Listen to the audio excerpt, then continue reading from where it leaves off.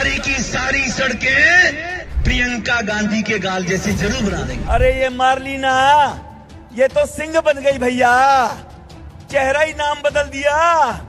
केजरीवाल ने बच्चों की कसम खाई थी, भ्रष्टाचारी कांग्रेस के साथ नहीं जाऊंगा। मार्लिना ने बाप बदल दिया। ओए उग्रवादी, सिरे ले रहे हैं। उग्रवादी बोलने भी तो कभी खड़ा होगा, ये बता रहा हूँ। बच्चे पैदा क्यों करेंगे? सर आपके हाथ नहीं है, बच्चे का भविष्य सर आपसे फीस भी ज्यादा ली जा रही है। स्कूल तो चलवा दे पहले। हाँ सर, बच्चे पैदा क्यों करेंगे? ये बयान तो खूब सुने होंगे। जब ये शब्द सुनाई देते हैं तो लोगों के जहन में भारतीय जनता पार्टी के सांसद रमेश बिधूड़ी का नाम सबसे पहले आता है।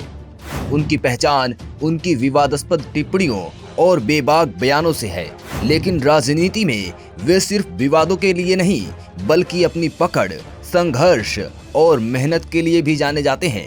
18 जुलाई 1961 को दिल्ली के तुगलकाबाद में जन्मे रमेश बिधूड़ी का शुरुआती जीवन साधारण रहा। उनके पिता का नाम रामरेखी बिधूड़ी और माता का नाम चाटू देवी था। एक मिडिल क्लास फैमिली से आने वाले रमेश बिधूड़ी ने अपनी मेहनत से राजनीति में पहचान बनाई। उन्होंने अपनी शुरुआती पढ़ाई दिल्ली से की और आगे चलकर दिल्ली विश्वविद्यालय से बीकॉम की। इसके बाद उन्होंने शहीद भगत सिंह कॉलेज से एमए किया। पढ़ाई के साथ साथ उनका रुझान सामाजिक कार्यों और राजनीति की ओर बढ़ने लगा। कॉलेज के दिनों में ही वे राष्ट्रीय स्वयंसेवक संघ और अखिल भारतीय विद्यार्थी परिषद से जुड़ गए। रमेश बिधूड़ी ने राजनीति में अपनी सक्रियता 1983 से दिखानी शुरू की। उस समय वे दिल्ली विश्वविद्यालय में पढ़ाई कर रहे थे और छात्रों की समस्याओं को लेकर आवाज उठाने में आगे रहते थे।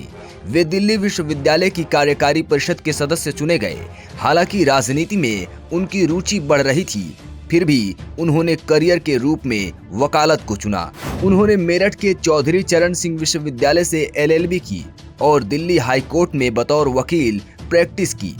वकालत के जरिए जनता की सेवा करते हुए उनका झुकाव राजनीति की ओर और गहरा होता गया।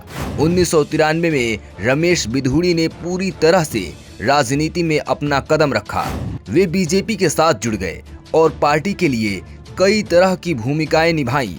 1996 में उन्हें महरौली जिले का महासचिव बनाया गया। इसी दौरान वे महासंघ की धर्म यात्रा के प्रदेश सचिव भी चुने गए।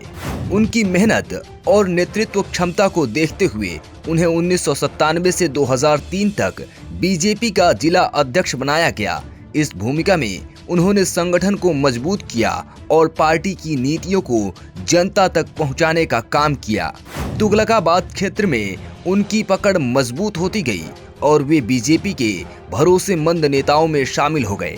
2014 का लोकसभा चुनाव रमेश बिधूड़ी के जीवन में एक बड़ा मोड़ लेकर आया। बीजेपी ने उन्हें दक्षिणी दिल्ली से टिकट दिया। उन्होंने चुनाव में शानदार जीत हासिल की और सांसद बने। इसके बाद 2019 के चुनाव में भी उन्होंने जीत दर्ज की।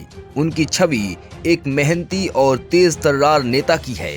हालांकि उनके बयानों और भाषणों ने उन्हें कई बार विवादों में डाल दिया। रमेश बिधूड़ी का नाम जितना उनके राजनीतिक कार्यों के लिए जाना जाता है, उतना ही उनके विवादित बयानों के लिए भी। वे कई बार ऐसे बयान दे चुके हैं जिन्हें विपक्षी दलों ने मुद्दा बनाया है। उनके कुछ बयानों को सड़क छाप भी बताया गया है।